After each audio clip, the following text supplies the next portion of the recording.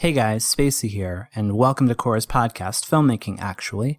Before we jump into this episode, part one of the full Names on the Wall panel with the key cast and crew, I want to give you a quick heads up regarding the sound quality. We were all recorded remotely, and that comes with some technical hurdles, so we appreciate your understanding on that front. So enjoy.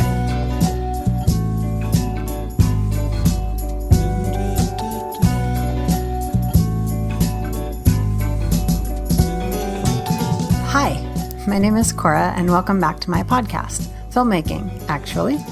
As you may or may not know, Space Dream Productions' first film was a short film called Names on the Wall, which actually just wrapped its festival run at the Nova Fest and Capitol Film Market in April.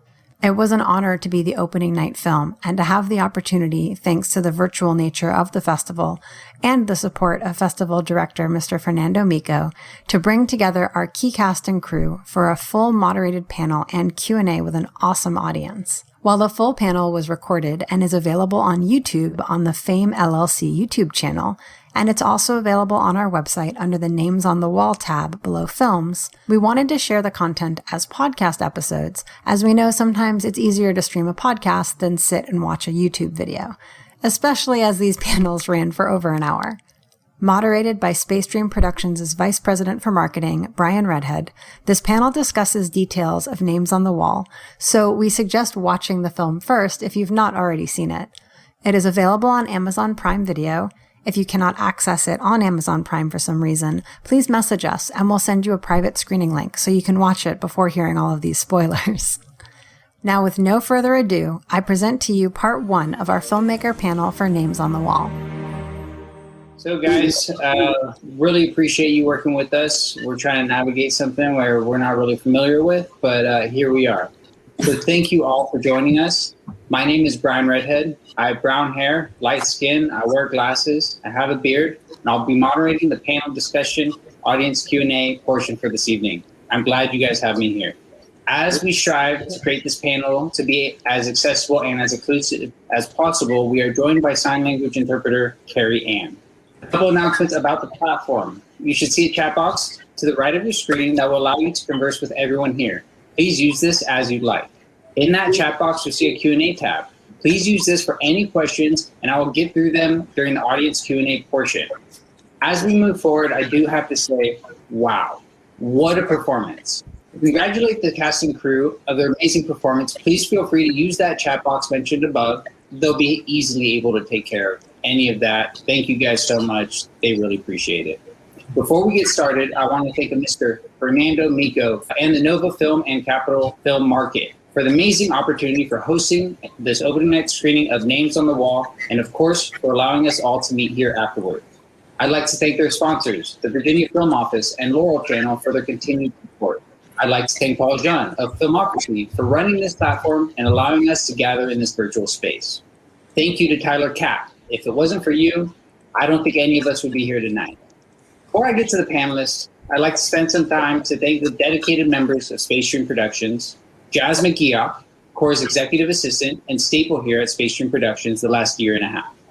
Please introduce yourself.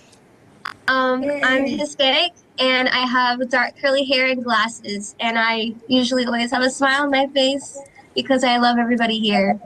I'm happy to be here, and I'm super excited to see all of you here, and I'm really happy to see where this goes. Yay! Thank you, John. I'm going to want to thank Stevie Collins, the post-production assistant, oversaw the closed caption and accessibility for Names on the Wall.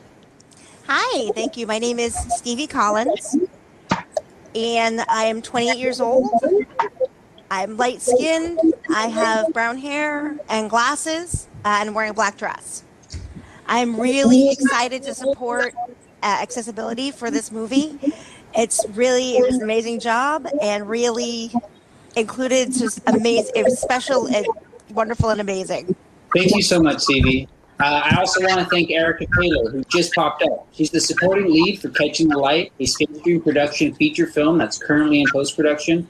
She's also the social media manager for Catching the Light Social. Thank you so much, Eric. You're welcome. Hi, I am a young female with brown hair that has a little bit of mermaid coloring in it, glasses, and I'm wearing my favorite blue and white dress. So check us out on Catching the Light Media on Instagram and Facebook. Thank you guys for being part of our team. It's truly a blessing.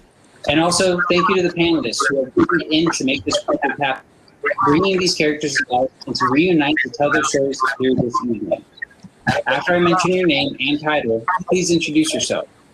Koura Linda, executive producer, director, co-writer, producer, production designer, co-editor, unit production manager, casting director, post-production supervisor, final audio mixing sound design supervisor, location manager, and makeup artist day 2. Thank you for making this happen. Hi, I'm Koura.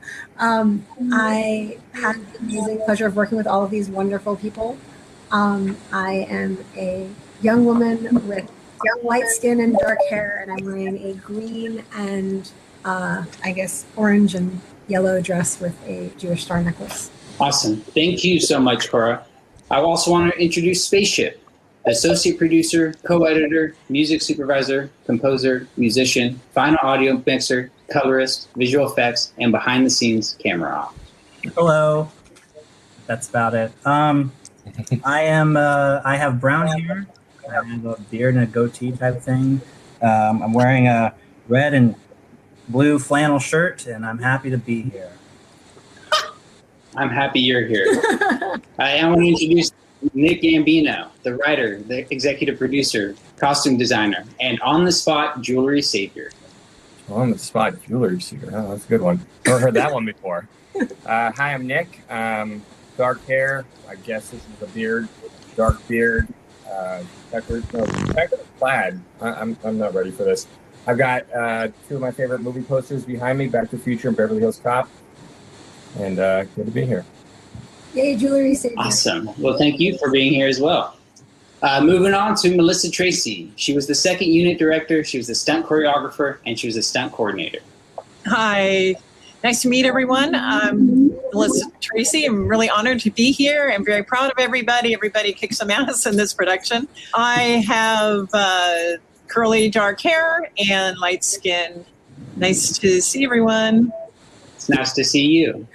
Brendan Healy, U.S. Soldier number 1. That's me. I'm an Irish-American guy, about 6 foot, wearing a green bandana to match my green eyes and brown hair. Well, thank you for being here too. Don Nguyen, Viet Cong soldier. Hi, everybody. Hi, my name is Don, D-O-A-N. Don Nguyen is my stage name on the movie.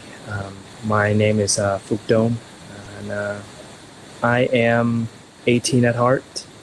Wearing a dress shirt with a V-neck, black hair, brown eyes, clean shave, and really happy to be here. Very lucky to be here. It's amazing people that are here, and I can't thank enough for it. Appreciate it. Thank you, sir. Last but not least, Mary Jameson. She was the makeup artist for day 2. She was the U.S. soldier's wife, and she's also the leading actress for Space Dream Productions' upcoming feature film, Comic Relief. Welcome, Mary. Hi, everybody. I'm so happy to be here, and I was very honored to be part of this film, and always honored to be really involved in anything that Koura and Stacey do. I like to consider myself a young woman. I have got brown hair, middle length with bangs, and blue eyes, and a dimple on my left side. Perfect description. Thank you again for being here. There's one more person that I'm going to want to mention. It's his birthday. He's in the audience with you guys. His name's Solomon. So from the cast and crew, we want to wish you a happy birthday. Happy birthday! Happy birthday. Grazie. And also thank you again to the panelists, the people that made tonight happen. That includes you, the audience. But for now, please let's sit down, let's kick back, and let's enjoy the discussion. To bring it towards the start, the beginning of this project, Koura and Nick, how did you two find each other, and what drove the creation of this story? Callie. So Nick's wife is one of my best friends for, I won't say how long, but pretty much the majority of my life. And when I was looking for a film to make, and I was looking for, it had to be a script that had something about it that could grab humanity and make an impact. And I read I don't even know how many shorts, and there was a handful of them that caught my attention. And I was talking to Callie about it, and she was like, why don't you see what Nick has? So yeah, Nick, what was your side of that? So then Callie was like, what do you have? No. I think she told me what she was looking for, and I always loved single location films. You know, there's a million examples, but I was thinking I wanted to take the idea of divisiveness, whether it's political or emotional, personal, whatever it is, and how do you represent that simply? And also, you know, with the backdrop of the Vietnam War, not to get political, but like that obviously was a very divisive war, and all war is divisive. So I don't know if that really means, but I think there was just a point when even within our own country, just politically, we were just sort of like, what is this war? Like people going like, you know, protesting the war, and these other people like, no, this is what we got to do. And I was just like, okay, let's strip all that away and let's just take two people, opposite sides of the war, put them somewhere where they basically, you know, have to work together to survive or, you know, kill each other. And I think that's like in its most simplistic form, you know. Kill them because, you know, why not just break our hearts, Nick? Yeah.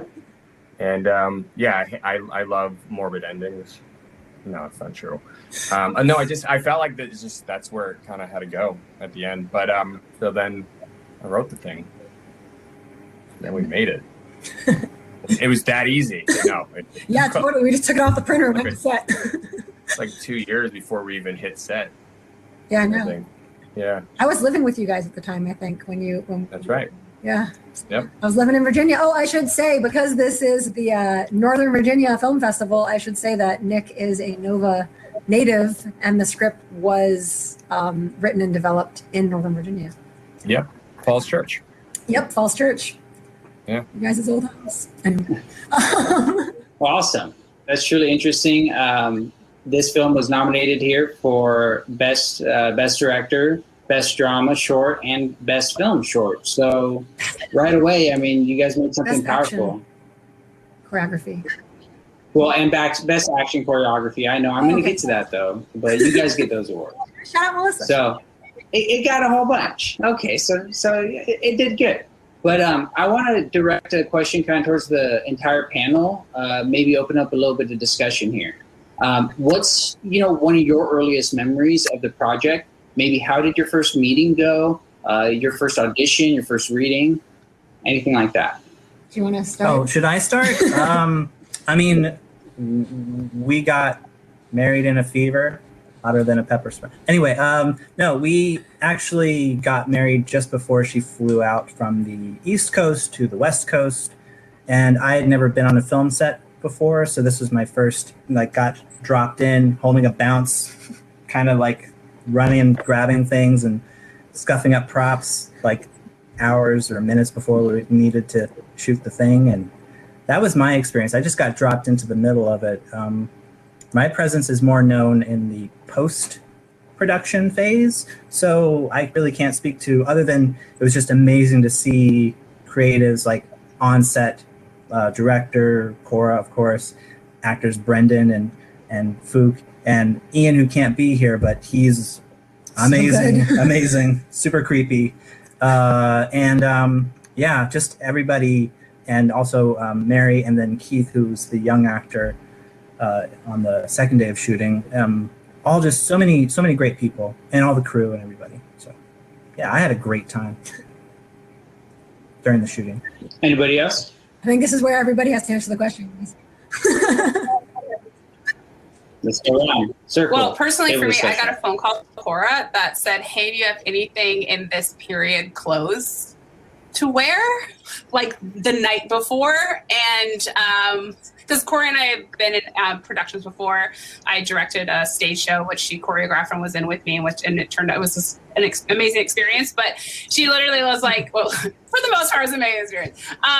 But literally the night before, she was like, hey, so this isn't in the script, so we're going to just kind of throw this at Brendan. Like, he has no idea you're going to be there.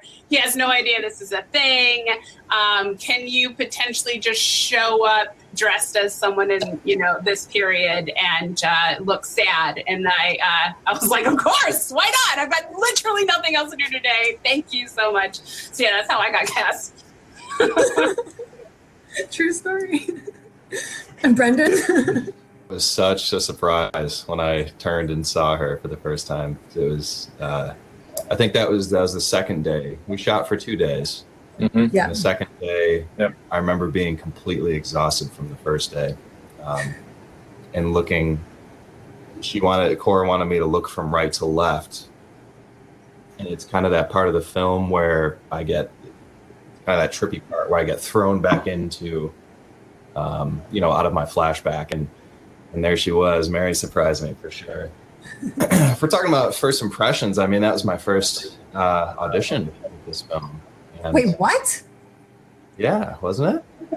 He hoodwinked you. No, I'm kidding. What happened? What did I just I do? had no idea. I mean, we did the casting on LA Casting. I just called in people off the resume and headshots, but I had no idea first audition. Wow. You're saying you blew her away, Brendan. Yeah, because you knew some film fighting too, so that was kind of interesting. I think it was. I'm sorry. That was not my first audition ever. I'm sorry. Yeah, I was going to say. I was like, dang. Yeah, I walk around like, what's that? They're like, it's a camera. I'm like, what are these? They're like, those are lines. I'm like, oh, okay, let me just see what I could do with this. No, my first impression for the project was the first audition. Oh, okay. And it was a gauntlet. I remember it was a gauntlet of a process, because it's one of those auditions where you're there for 4.5, 5 hours, and they decided that they wanted Doan right away because he was just a rock star. He was so good that they went, okay, he's definitely our guy, but who's going to be the soldier? So I'm sitting in the audition room on a bench with like maybe 10 or 14 other white dudes, kind of just hanging out like, okay, it's down to us. And she would bring them in one at a time. Yeah. They would come out and they would either sit on the bench or they would leave. And if they left, I mean, I'm sure if you're an actor or an actress watching this and you've done this song and dance before, where you're kind of sitting there like, oh man, am I going to get it or am I going to go home? They say, thank you for your time. You're free to go. You're like, oh, well, I didn't get that one. And I remember it was going down and down and down until it was just me and one other guy in the waiting room. And I went in, and then he went in, and then I went in, and then he went in, and then I went in, and then he went in. And eventually they ended up picking me. I think just because Doan and I had really good chemistry. Doan made me look good. That's pretty much what I'm trying to tell you. It was all him. Yeah, that was my first impression. Yeah. That's amazing. Yeah, he was amazing. I think, if I may go, I thought that was a really great experience because Koura knew what she wanted. And the script was amazing. Me and Koura had worked together on another project. That was a lot of fun and very creative. And Koura just busted her butt for so long and so many things happened. And so the very first impression was the script was amazing. I was like, this is an Academy Award winning script. It really should win, awards. And then, Koura's bringing it. So I knew it was going to be excellent. And there's a whole story that Koura can tell you about how hard she worked to get this project going. Talk about persistence. This lady has it. So very impressed with the persistence, very impressed with everything, like safety, and just like she lets me do what I need to do to keep the actors safe. And then the actors just wanted to kick butt, and I'm just going to be quiet now and let you guys take over. But I'm just extremely impressed with all the dedication, the quality, the social values, just, the loyalty to, the actors. There was just so much that went through, and so much persistence to get this project done. So that's, Anyway, I'll let you take it on from there. Koura, you can maybe explain all the craziness that happened. But just a lot of work went into this before we even set foot in the stage, a lot of work went into this project. So I knew it actually, I'm going to just be quiet because I'll just keep talking. You're more than welcome to keep talking, but I'll keep talking. I kind of want to hear. I mean, obviously, I know what Melissa's referring to, but The I feel like I kind of want to know what Don has. Yeah, let's hear it, Don. Hello, everyone. It was definitely a journey for me through this project. Not gonna lie. I can't thank enough Koura. I still remember the audition day. It was really fun to act with Brandon, and I think right off the bat we had a great chemistry. We able to connect in a different level right away, and I think Koura picked a great choice to cast Brandon to be the lead in this movie. You're also the lead in this movie, but I appreciate that. But I have to say, I mean, I had an accident where the movie didn't go according to plan, and it got put off for almost a year, and she still stayed with me as the actor. Koura still decided to choose me as the actor for the movie, and waited for the whole year for me to get better. And like she could have gone any different, any other way, but she decided to stay. So I'm very grateful. you earned it over and over again. Just for the Overall, it was an experience of a lifetime. Working with Melissa, working with Koura and Brandon was like a hot knife with butter. So I definitely can ask for a better team than this team to work with in any project. You guys are awesome. As the final project came out, I'm pretty sure we can all agree that this was very well done with the right crew and the right people in the right places.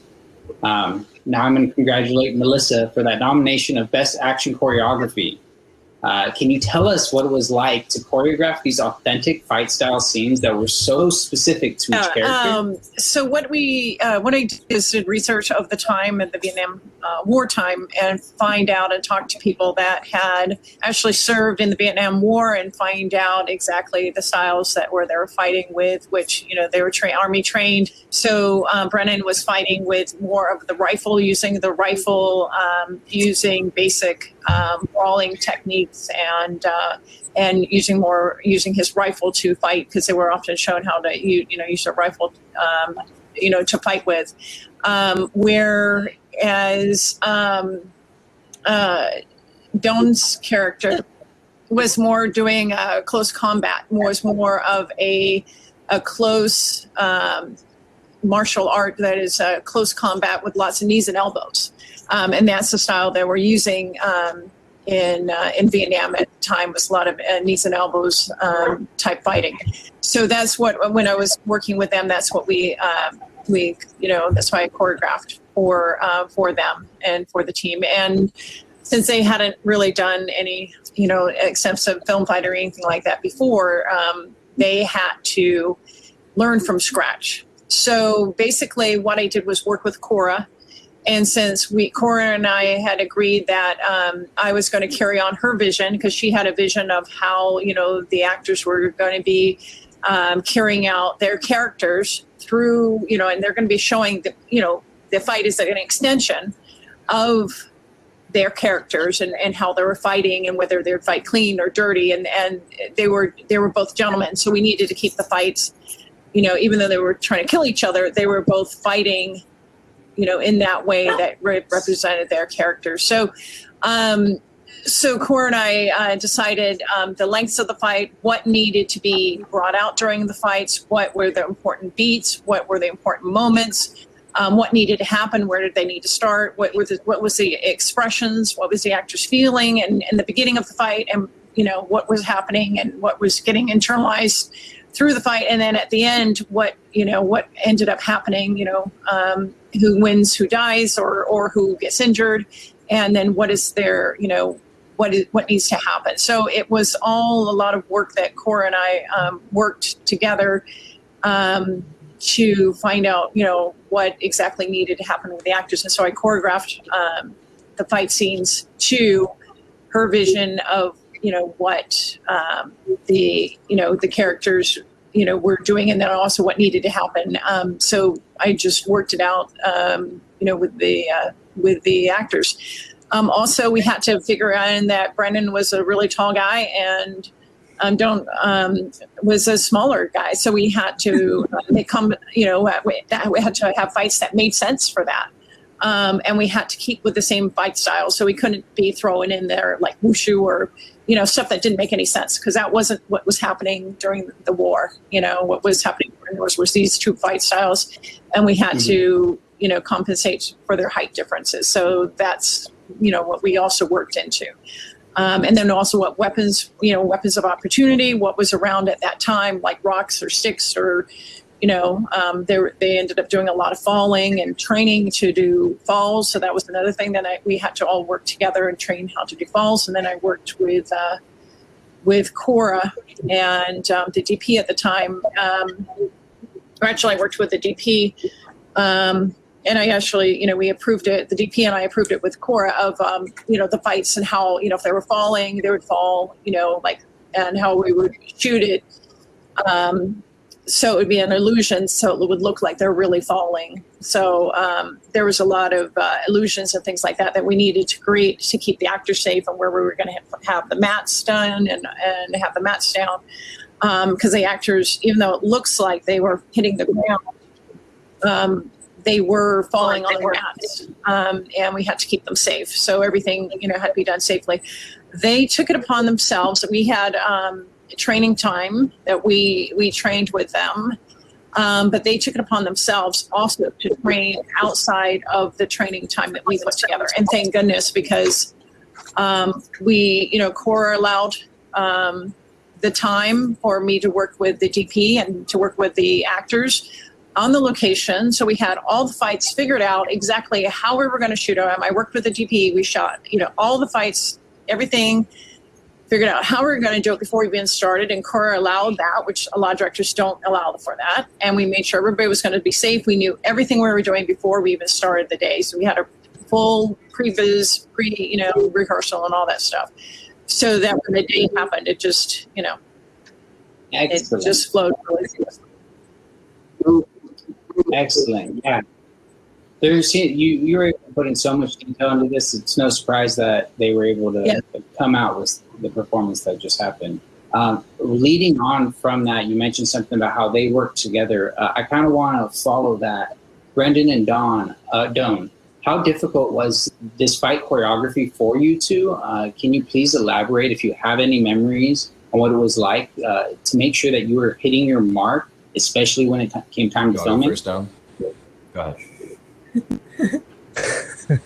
We, for the rehearsal, Melissa had a lot of great input.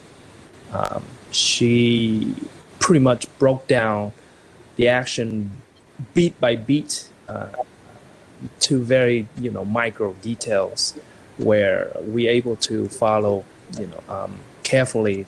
It's like a little baby learn how to walk.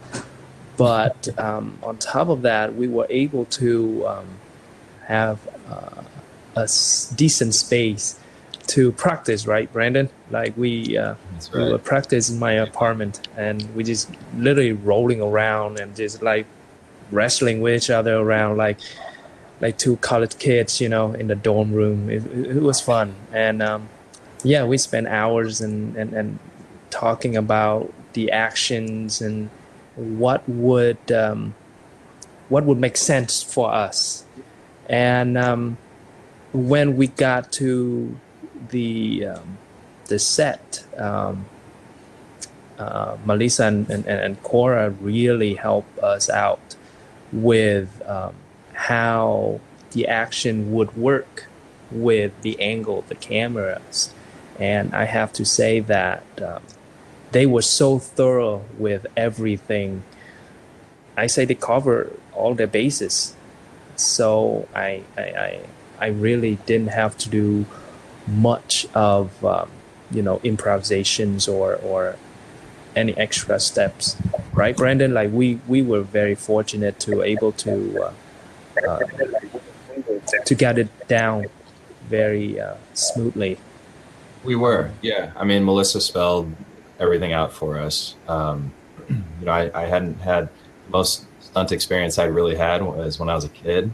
I have 3 siblings. We would wrestle each other on this like queen size mattress in my mom's basement. I don't know. It's called the WWE now, but it was called the WWF back in the day. So we made the HWF, which was the Home Wrestling Federation. So that was like all my stunt experience. That was pretty much all I had.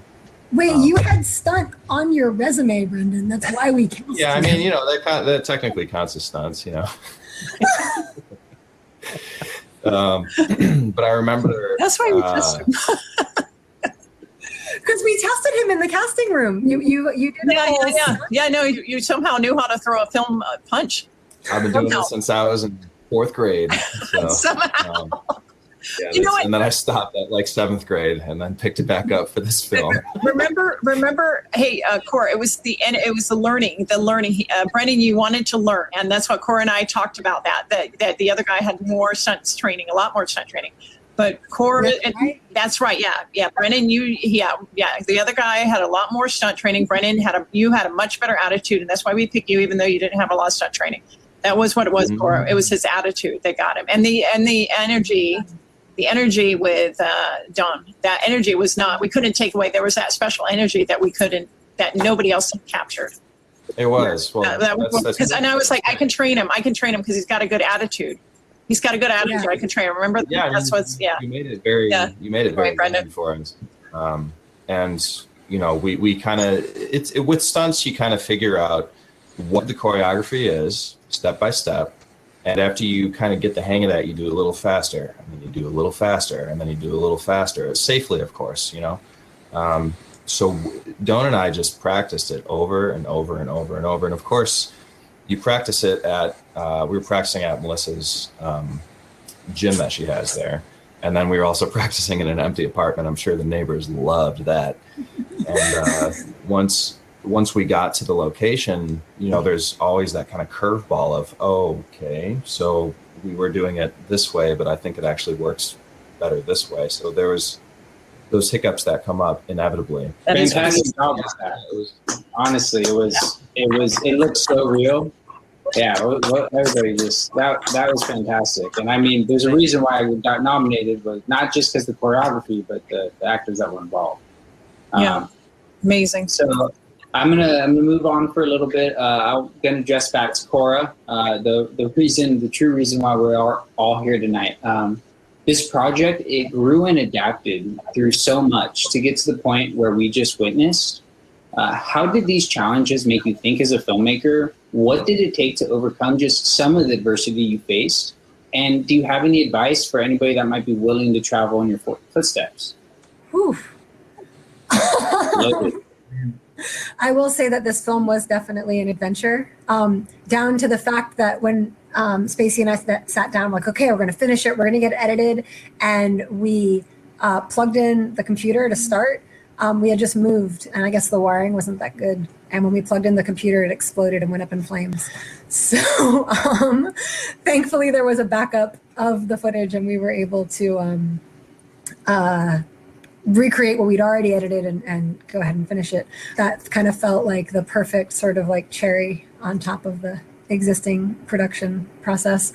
I guess the advice that I would give to anybody is know your vision, know what the story is that you want to tell in your heart, and don't ever let go of that. I had a very strange experience, and I say strange because I am a female in the film industry, and this doesn't usually happen. And I think this speaks to my team. I was supposed to be the producer and production designer is what I was originally getting the film made for. I was going to produce it, and I would hire a director to direct it because I'd never, I wasn't a director. As we were going through, I'd worked with Nick on developing the script. I was working with the casting, working with the locations. Like I was doing all these things kind of as the producer. When we were working out to get a director on, Melissa looked at me and she goes, "Why aren't you directing this?" And I was like, I'm not a director.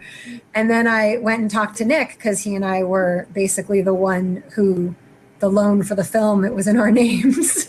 And it was as much his money as mine that would go away. So I asked Nick about it, and I was like, what do you think? And he was like, yeah, you totally should direct it. Like, it wasn't even a thing. Like, nobody made me feel weird or like I couldn't do it or like I should be worried about being a woman directing a Vietnam War film. It wasn't actually until I started entering festivals that I started hearing, well, that's not really a female film, or, you don't really qualify as a female filmmaker. And I was like, I don't? Why not? So I would just say to anyone who wants to follow their dreams, do it. And then surround yourself with people who don't put stupid restrictions on you. And if you are somebody who maybe is already in a position of extending that support to other people, if you see somebody and you believe in them, tell them. And if you think they can do something, give them a chance. And that's kind of become my sort of like driving force as a filmmaker, is when I see somebody who I believe in, I want to give them a chance, because I wouldn't be here if people didn't believe in me. So it's all their fault. Anyway.